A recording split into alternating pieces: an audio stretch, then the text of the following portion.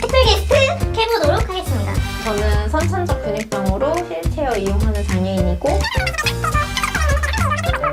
제 목표는 남들 하는 거는 그냥 다 해보자. 내가 장애인임을 잃어버릴 수도 있을 만한 환경, 아무런 걱정 없이 일만 해도 되는 환경?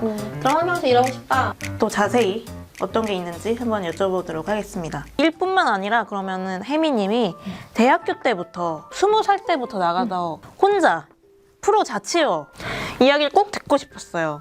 왜 나 혼자 산다 이런 예능들도 엄청 많이 나왔잖아요. 휠체어로 어떻게 집에서 사는지, 진짜 사소하게는 휠체어를 타고 생활을 하는지 아니면 안 타고 생활을 하는지, 집은 어떤지. 첫 자취는 좀 어떻게 하게 되셨어요?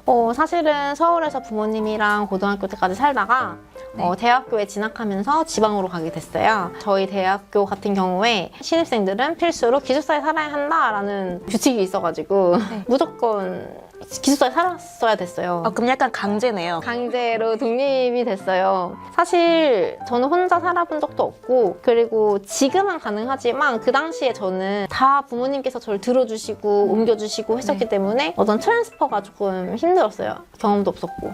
그래서 좀 높이가 많이 차이 나는 데는 제가 스스로 옮겨가지 못했었기 때문에 많이 걱정이 됐죠. 그쵸.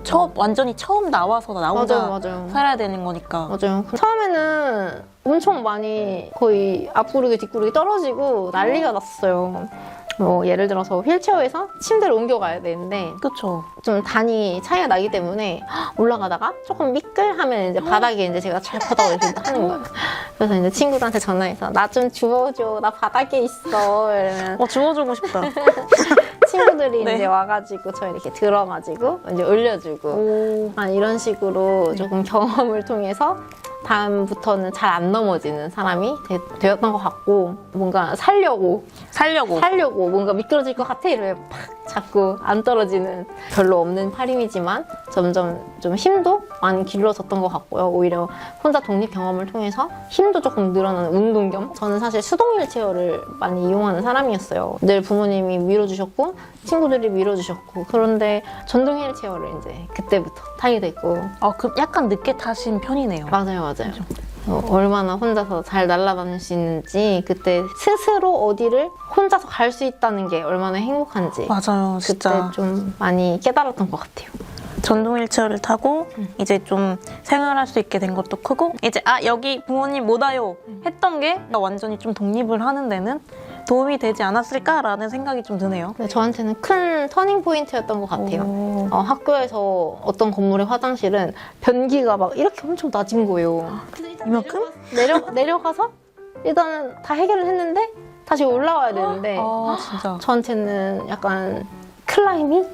그런 느낌인 거예요. 진짜. 이 정도인데 거의 산 높이로 올라가야 되는 나는 거니까. 저기를 어떻게 등반해야 하는가, 약간 거기서 엄청 앉아가지고 이렇게도 해보고 저렇게도 해보는데 제 팔 힘으로 도저히 올라올 수가 없는 거예요. 그래서 거의 한 40분 동안 거기서 못 올라오고 진짜요? 또 어떤 방법을 찾아가지고 이제 그때부터 또 단이 높아도 혼자서 잘 옮기게 되고 그런 경험들을 많이 쌓은 그래도 터닝 포인트 기회였던 것 같아요.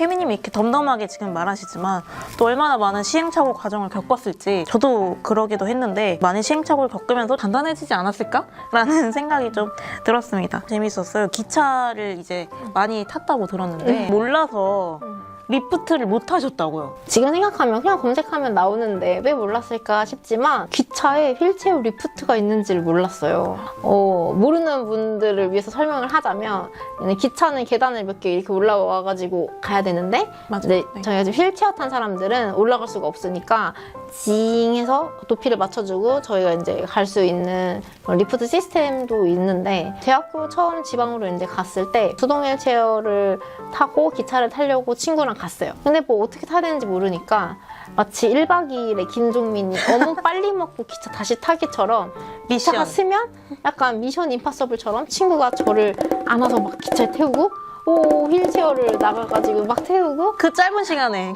문이 열리고 닫히는 진짜 그 짧은 시간에. 맞아요. 혹시 나만 여기 이렇게 실린 채로 친구가 빠이빠이 가버릴까봐 기차가. 네네. 가슴 조려하면서 살았었는데 그 이동 도우미 시스템이 있다는 걸 알아가지고 늦게 알게 된 거죠. 네, 지금 편리하게 이용하고 있고요. 재밌는 에피소드네요, 그래도. 맞아요. 독립하면서 친구들이랑 미션 임파서블도 찍어보고 이제 콜택시 같은 것도 알지 못해서 맞아요. 못하셨다고. 전 서울에서 살았었는데 서울에서는 장애인 콜택시가 있는 건 알았었어요. 20살에 저는 약간 바보였었나 봐요. 다 그러지 않나요? 서울에 장애인 콜택시가 있으니까 지방에도 있겠지 하고 검색을 해보면 되는데 그 생각 자체를 어린 저는 못했던 것 같아요. 그래서 한 1년 정도는 일반 택시를 이용했었어요. 근데 일반 택시를 오면 여자아이들끼리 있을 땐 또 제가 밖에 못 나가는 거예요. 왜냐면 저를 들어서 일반 택시를 타야 되는데 저를 들어줄 사람이 없으니까 그런 불편한 점이 있었거든요. 그 남자인 동기가 있을 때는 같이 이렇게 태워가지고 가고 이런 식으로 불편하게 잘 1년 동안 살았던 것 같아요. 이동이 되게 또 이게 밀접하거든요. 독립과 이동은 또 빼놓을 수 없으니까 그렇게 일반 택시도 타고 장애인 콜택시를 몰랐던 점을 또 이야기를 해주셨어요. 이 기숙사뿐만 아니라 친구들이랑 쉐어하우스처럼 아파트에 사셨다고 들었어요. 맞아요. 저는 쉐어하우스 하는 게 꿈인데요.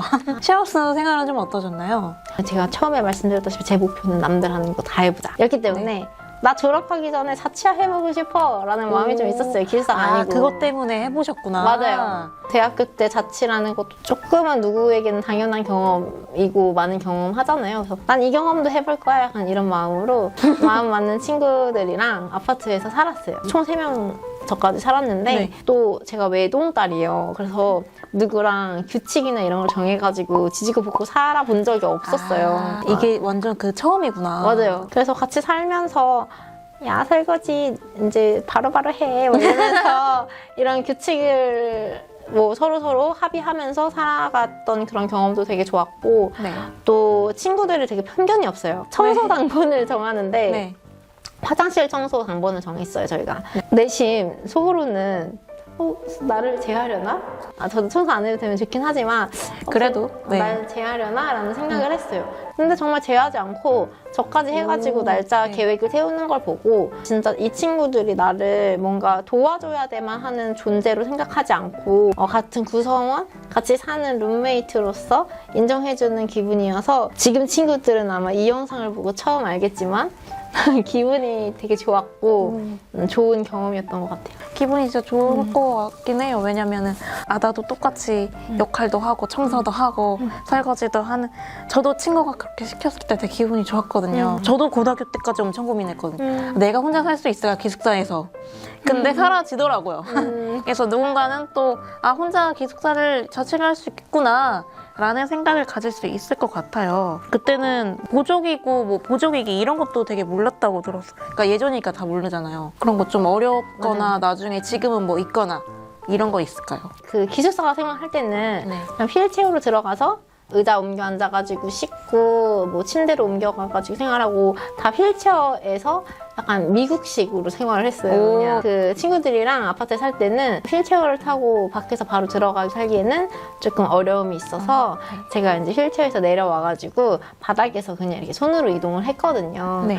그렇다 보니까 바닥에서 휠체어로 제가 이렇게 팔 힘으로 올라오지는 못해요. 그래가지고 보조기구 리프트 체어라는 게 있는데 리프트 체어라는 게 있다는 사실을 알기 전에 그 조그만 상을 두고 거기다가 1단계 올라가고 2단계 휠체어로 나름 올라가고 머리가 이렇게 좋으시네요. 네. 생활을 했었어요. 근데 이제 제가 상당히 존경하는 교수님인 김종배 교수님이라는 분이 계세요. 교수님께 제가 이렇게 생활하고 있습니다 라고 한번 말씀을 드린 적이 있는데 리프트 체어라는 게 있어 이렇게 말씀해 주시는 거예요. 그게 뭐지? 아래에서 제가 이제 앉으면 리모컨으로 윙 하면 이제 이 높이까지 아니면 더 높이까지 이렇게 올라올 수 있는 보조공학기기라고 하더라고요.